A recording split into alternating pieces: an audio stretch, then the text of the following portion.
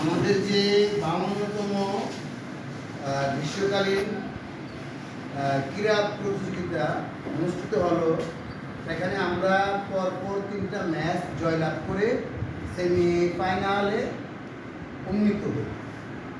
এই 3টা খেলাতেই সবাই ভালো খেলেছে, সবাই নৈপুণ্য প্রদর্শন করেছে। এর মধ্যে সবচেয়ে সুন্দর খেলা, যার খেলায় সবাই আকৃষ্ট হয়েছে, যার গোলের সংখ্যা বেশি, সেই রবিউল হাসানকে শীতকালীন ক্রীড়া প্রতিযোগিতা কমিটি শ্রেষ্ঠ গ্রীষ্মকালীন শীতকালীন ক্রীড়া প্রতিযোগিতা ফুটবল পর্যায়ে শ্রেষ্ঠ খেলোয়াড় হিসেবে ঘোষণা করেছেন মোহাম্মদ রবিউল ইসলামকে।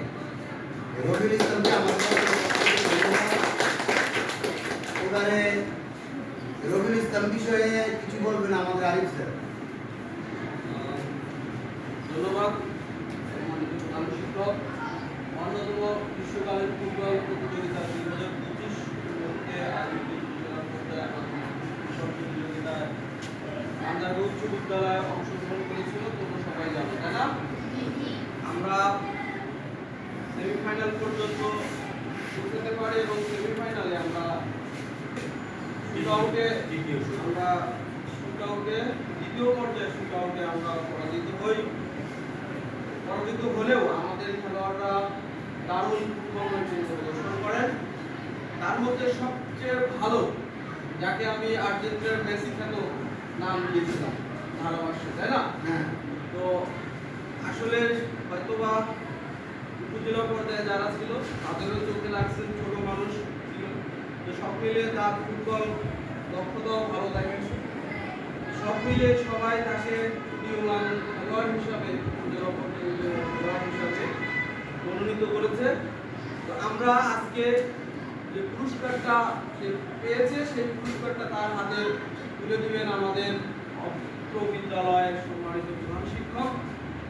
আমি আশা করব যে ও যে খেলাটা দেখাইছে, তোমরাও এটা অনুপ্রাণিত হয়ে তোমরাও খেলাধুলা করবে এবং সাথে কি পড়াশোনা করতে হবে। পড়াশোনাটা আগে, সাথে কি খেলাধুলা করতে হবে। কারণ কোকারিকুলার অ্যাক্টিভিটিসে যদি তুমি মনোযোগী না হও, তাহলে তোমার মনটা ভালো থাকবে না, মনটা থাকবে ভাব থাকবে, তাই না? মোবাইল ফোন বিভিন্ন উপকরণের সাথে জড়িত হয়ে যাবে। এই জন্য খেলাধুলা মানুষের মনকে, তারপরে তোমার মেন্টালি ফ্রেশ করে। অন্য যে জিনিসগুলো আছে তার চেয়ে সবচেয়ে বেশি ইফেক্টিভ হলো তোমার শারীরিক দিক থেকেও খেলাধুলা। এই জন্য আমরা শুধু ছেলে না, মেয়েরাও যে খেলাগুলো খেলা দরকার সেই খেলাগুলো তোমরা খেলবা। সেটা ফুটবল, ক্রিকেট, ভলিবল, অন্য যে খেলাগুলো অংশগ্রহণ করবা এবং যে বিষয়গুলো আছে অবশ্যই তোমরা মুখ ফিরিয়ে নেবে না, কথা বলতে শিখবে। দেখবে যে তোমাদের অটোমেটিক তোমাদের চেঞ্জ হয়ে যাবে।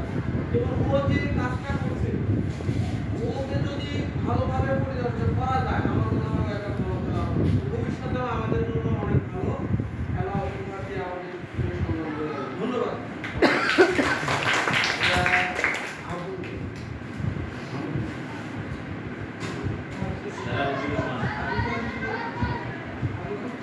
ধন্যবাদ প্রধান শিক্ষক মহোদয়কে। 52তম গ্রীষ্মকালীন ফুটবল আন্তঃস্কুল ফুটবল প্রতিযোগিতায় আমাদের স্কুল সহ উপজেলার প্রায় 32টা স্কুল অংশগ্রহণ করে, স্কুল এবং মাদ্রাসা। তার মধ্যে আমরা পরপর 3টা ম্যাচ জয়ী হয়ে আমরা সেমিফাইনালে উন্নীত হই। সেমিফাইনাল পর্যন্ত যতগুলো খেলা হয়েছে আমরা সবাই দেখছি। আমাদের ষষ্ঠ শ্রেণীর শিক্ষার্থী মোহাম্মদ রবিউল হোসেন বিপ্লব অসাধারণ খেলা আমাদেরকে উপহার দিয়েছে এবং সে মান্দারগা স্কুলে যে টিম ভিত্তিক খেলা হয়েছে ওইখানেও সে আমরা দেখছি অনেক সুন্দর খেলা উপহার দিচ্ছে। তো আমি আশা করব যে ভবিষ্যতেও তার এই নৈপুণ্যটা বজায় রাখবে এবং সে আরও বড় মাপের যাতে খেলোয়াড় হইতে পারে, আমি সেই প্রত্যাশা করি। সবাইকে ধন্যবাদ। এই পর্যায়ে আমাদের যে উদীয়মান খেলোয়াড় উন্নীত হয়েছে, তাকে পুরস্কার গ্রহণের জন্য আহ্বান জানাচ্ছি। রবিউল ইসলাম সম্মানিত প্রধান শিক্ষকের হাত থেকে